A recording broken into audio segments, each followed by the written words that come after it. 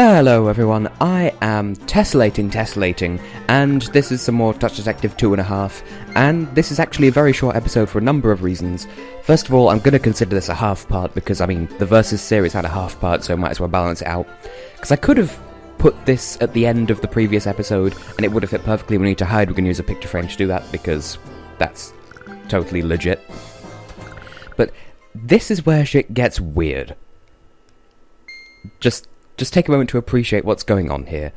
Like, just out of the blue, this arsehole just turns up, punches out Mayor Tom's eye, and come to think of it, I did mention this case is probably my least favourite, but, I still like it. It's just my least favourite, I think, because by the end of it, you have more questions than answers. And I've saved this for its own episode, partly so that you can get over just how many cules away from reality this case actually gets.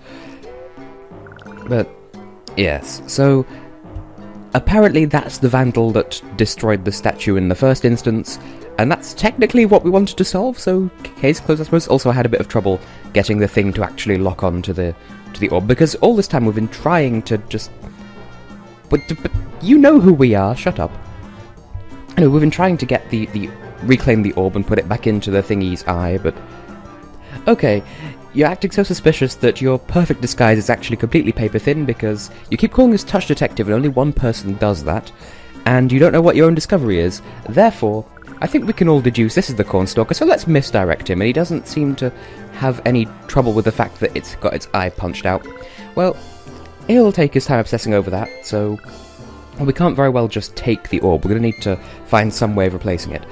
I suppose another reason for why this is its own part is I remember this part taking a lot longer than it actually does take, so in case there's any doubt, milk bottles, milkman, I suppose, obviously it's the Cornstalker. I suppose perhaps using milk to dye the noodles white in the first case, maybe that wasn't what he did, or, maybe the milkman is just another one of his disguises, but anyway, we have amber-coloured honey, or amber color red, because Americans can't spell, take another drink. But let's just mix it with nail hardener, because that makes sense. Anyway, we finally have a use for that donut hole maker, but I don't think that's how donut holes work, but whatever. We'll just put some honey in there and it comes out as a surprisingly convincing fake amber orb. And we'll be doing a similarly weird fix in the next case, but that's going to be like 2 episodes. Well, the start of that case is going to be 2 episodes away, because the episode after this one, I'm going to be doing the post-game extra cases for this and case 2. I think there's only one of those. Anyway, we'll swap out the fake orb for the real one so that we can finally stick this into the hole, because that's legitimate. Anyway, you're not fooling anyone, Mr. Stalker, if that's even your real name, first name Corn.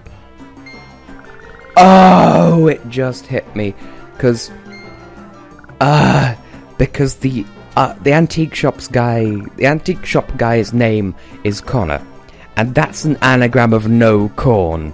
And, I get it. Plus, an anagram of my real name is organic corn. Such fun. Anyway, like I said, you're not fooling anyone, especially with the warning letter sent ahead of time, and you inadvertently revealed the fact that amber orb was the thing he was out to steal, but we have the real one, he stole the fake one. It's a really simple case of deception. So, it's funny how case 2 is supposed to be about deception but involves a robbery. Case 1 is supposed to be about robbery but involves... I don't even know. And then this is supposed to be deliverance, but we just did some deception. Anyway, we just brought the fossil guy to life. This is where this case kind of unravels a little bit, because we've just rescued him, and Mayor Tom reacted to him at the end of the first half of this case, but now he's nowhere to be seen, and also he has that Japanese, well, one of the Japanese laughs, alongside foo foo foo, which wouldn't even be pronounced like that in Japanese. His way of laughing involves going kick kick kick. Who actually does that? Anyway, we just explained that asshole punched Mayor Tom's eye out twice, and I was mistaken. Those creatures also have Mackenzie's balloon voice. Anyway, so... Oh, they're Yuki people. Yuki people. I am awful. Anyway, we can ask him about his fossilization, because Americans can't spell. I'm gonna have to make a montage of all the times I say that in this LP. Yeah, like, this seems a little bit hand-wavy. Oh, you know, he's got the power to live in this dimension with his eye, and this is probably why I don't like this case. Well, that and I don't see what it has to do with deliverance, but I have yet to Google what deliverance means in this context, so, English is hard. So, like, what... Just take a moment to appreciate the sheer what-the-fuck factor of the ending of this case. It's very... Is this what TV Tropes calls a Gainax ending? I know that means something. You see, there are so many questions. I feel like this case is just a means to an end to explaining what happens later in the game. By which I mean Case 5, because the events of this case get brought back up. But I feel like this was probably the last one to be written. They just had to tie up all the loose ends and set up all the foreshadowing stuff, because... And the case is closed, but we haven't really solved anything.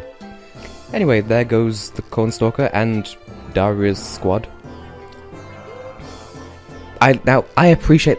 Playing through this game a second time, or multiple times, I appreciate that line because, as far as I remember, he actually does not appear anywhere in Case 4.